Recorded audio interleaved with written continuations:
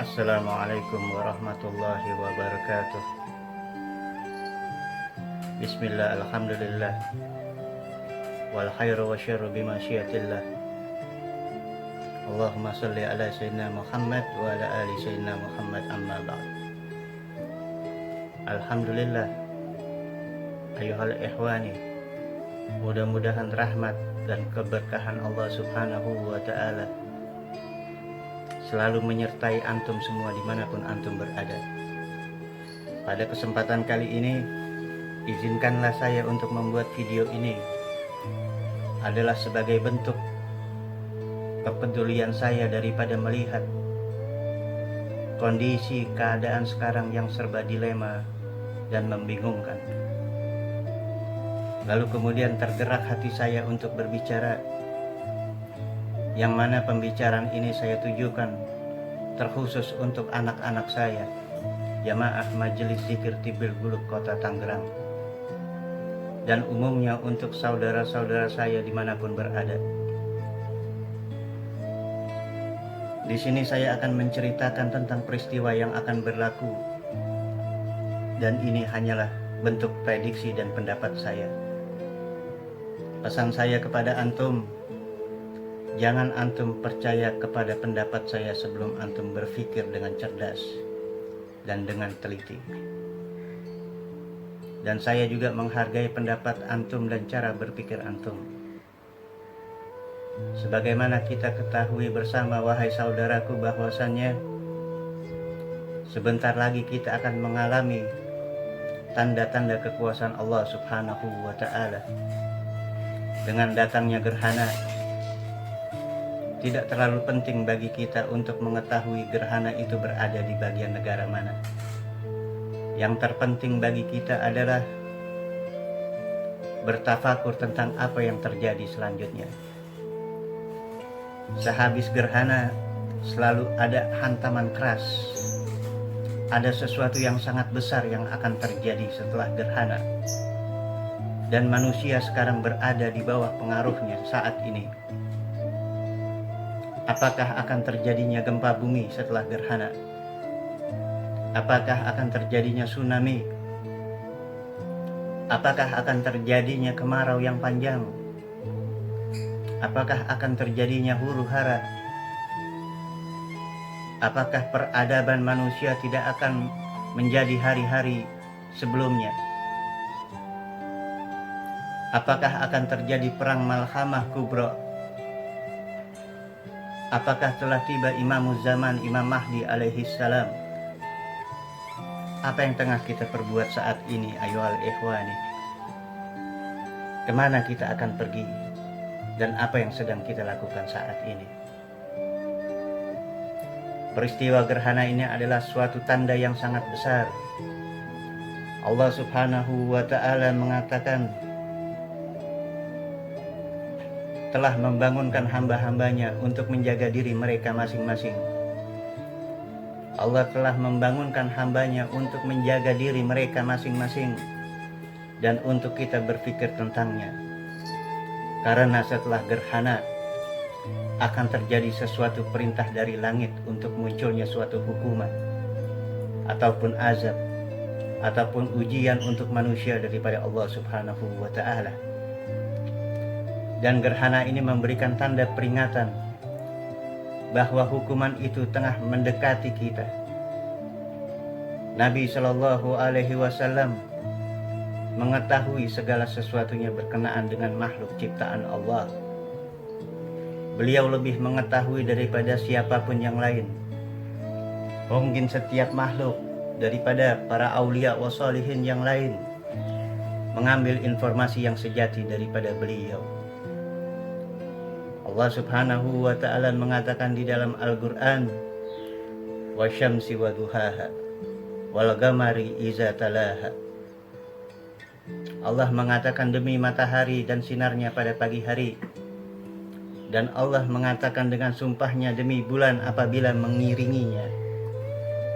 Perhatikanlah ayuhal ikhwani, Allah bersumpah di atas orbit-orbit ciptaannya yang besar. sesuatu kejadian yang sangat besar bersembunyi di antara matahari dan bulan.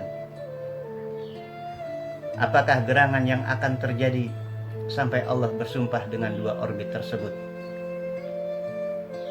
Kita harus mengetahui rekam jejak apa-apa yang tengah terjadi di muka bumi ini. Cari dan selidikilah dengan mata lahir maupun mata batin. Allah berfirman di dalam suratul Al-Waqiah, "Fala uqsimu bimawaqi'in nujum." Kata Allah, maka aku bersumpah dengan tempat beredarnya bintang-bintang. Antum harus mengenali bagaimana menghubungkan bintang-bintang dan bagaimana menghubungkan hikmah-hikmah dari setiap kejadian di dunia ini. Antum punya kapasitas untuk berpikir. Antum mempunyai kapasitas untuk mencari tahu, menganalisa setiap peristiwa yang terjadi. Lalu carilah dalam hadis-hadis Nabi Shallallahu Alaihi Wasallam. Antum cari di dalam Al-Quranul Karim. Lalu hubungkan semua keseluruhannya itu.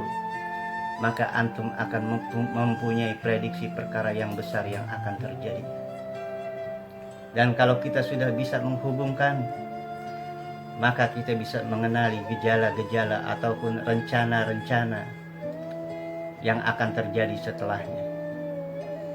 Dan sebenarnya salah satu daripada fungsi utama ulama Islam hari ini adalah jika kita mampu membaca dunia dengan benar, yaitu memberikan wawasan dan memberikan penjelasan. Lalu kemudian antum berkata setelah penjelasannya dengan mengatakan terakhir, Allahu a'lam, Allah yang maha mengetahui. Antum katakan, kalau antum bisa memberikan penjelasan, antum katakan. Lalu kemudian terakhir antum ucapin Allahu a'lam. Katakan saja, Allah yang lebih mengetahui. Boleh jadi kita bisa benar dan kita bisa salah. Tapi setidaknya kita selaku manusia yang diberikan akal oleh Allah mampu untuk tampil memberikan penjelasan-penjelasan sebagai modal antisipasi untuk kita semua. Apabila itu terjadi, kita sudah siap dan kita sudah memperingatkan kepada mereka-mereka. Dan apabila itu tidak terjadi, apa salahnya bila kita mempersiapkan diri untuk berjaga-jaga ayuhal ikhwani. Beliau bersabda, ada gerhana matahari dan juga ada gerhana untuk bulan. Tetapi beliau tidak pernah memberikan penjelasan lengkap tentangnya. Karena hal itu tidaklah beliau perlukan. Beliau tidak berkata tentang garis haluan yang menjulur di bawah benua-benua. Beliau tidak menjelaskan tentang matahari tertutup oleh bayang-bayang apa. Beliau tidak mengatakan seperti itu. Dan itu hanyalah cerita-cerita, bukan hakikah yang kita cari. Ketahuilah bahwa segala yang kasat mata adalah fana. Tapi dunia makna tak akan pernah sirna. Sampai kapan antum akan terpikat oleh bentuk bejana? Tinggalkan itu. Pergi. Airlah yang harus antum cari. Hanya melihat bentuk, makna tak akan engkau temukan. Beliau Rasul Shallallahu Alaihi Wasallam tidak mengatakan detail peristiwa-peristiwa gerhana tersebut. Beliau hanya menginformasikan bahwa gerhana matahari maupun gerhana bulan adalah di antara tanda-tanda ayat kebesaran Allah Subhanahu wa Ta'ala. Beliau hanya mengatakan hal ini, dan ini pun sudah cukup bagi para hamba-hamba yang beriman. Namun kini mereka mengatakan berbagai hal dan melupakan hal yang terpenting.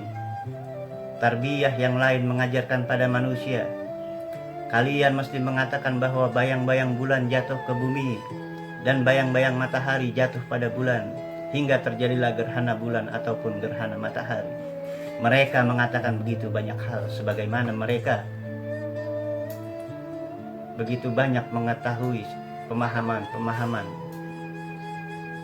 Dan kemudian mereka pun memberikan keputusan terakhir apakah akan terjadinya gerhana ataupun tidak. Mereka tidak mengatakan bahwa hal tersebut adalah sesuatu yang berlangsung dan terjadi karena adanya pengaruh dari luar. Power system, bahwa adanya yang membuatnya terjadi, yaitu Allah Subhanahu wa ta'ala. Ayuhal ikhwani rahimakumullah, gerhana adalah peristiwa penting yang secara gamblang menunjukkan bahwa kekuatan yang maha agung di luar batas kemampuan manusia. Manusia yang paling merasa paham ilmu alam, manusia yang memahami dari segala macam berbagai macam ilmu pun, mereka akan merasa rendah di hadapan Sang Pencipta dan akan menadahkan muka menghadap Allah Subhanahu wa ta'ala, kemudian melaksanakan salat gerhana. Dan Rasul Shallallahu Alaihi Wasallam telah memberikan tuntunan untuk salat gerhana. Allah mengirimkan tanda-tanda langit ini agar kenapa, ayuhal ikhwani? Agar untuk membuat manusia kembali pada magam penghambaan ubudiyah. Tidak mencoba untuk berada lebih di atas magam penghambaan. Di atas penghambaan hanya ada satu, yaitu ahadiyah, yaitu ketuhanan. Janganlah kita menjadi manusia-manusia yang arogan. Peristiwa ini adalah suatu peringatan bagi manusia bahwa jika mereka meninggalkan jalan yang lurus dan benar serta berpaling ke jalan yang batil, maka Allah Subhanahu wa ta'ala akan mengatakan pada mereka, "Aku akan menghukum hamba-hambaku." Dan peristiwa ini adalah suatu tanda bahwa hukuman akan datang di tengah manusia, ayuhal ikhwani. Itulah tujuan utama dari penunjukan tanda-tanda agung dari samudra-samudra Allah Subhanahu wa ta'ala tentang adanya gerhana. Datang dan terimalah kebenaran daripada Allah Subhanahu wa ta'ala. Jangan percaya dengan para saintis. Jangan percaya pada ateis. Jangan percaya pada komunis. Dengarkan kata-kata Allah dalam kitab suci Al-Quran. Dengarkan peringatan-peringatan surga. Karena jika antum mengabaikan, maka kalian akan musnah. Maka mohonlah ampunan Allah. Janganlah kita ikutin setan. Setan akan berbuat apapun untuk menyelewengkan kita dari perintah Allah. Rahmat Allah akan datang setelah ampunannya, ayuhal ikhwani. Maka pertama kita harus memohon ampun atas segala kekufuran kita, atas segala ide buruk dan kesalahan kita, perbuatan-perbuatan kita yang melanggar semua larangan-larangan Allah dan mengabaikan perintah-perintahnya.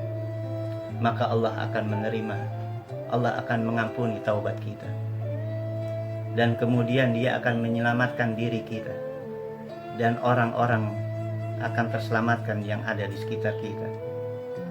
Mudah-mudahan Allah memberkahi seluruh makhluk atas kemuliaan daripada Nabi kita, Sayyidina wa Nabiyina Muhammadin sallallahu alaihi wasallam.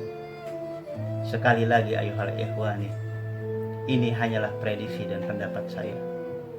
Pesan saya kepada antum, jangan antum percaya kepada pendapat saya sebelum antum berpikir dengan cerdas dan teliti. Jangan pernah takut ayuhal ikhwani.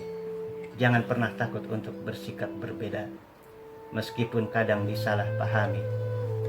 Karena yang terpenting bagi saya adalah, yang terpenting bagi kita adalah menjalankan apa yang kita anggap benar, mengungkapkan apa yang kita anggap benar, bukan kata orang.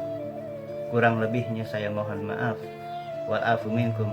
Wassalamualaikum warahmatullahi wabarakatuh.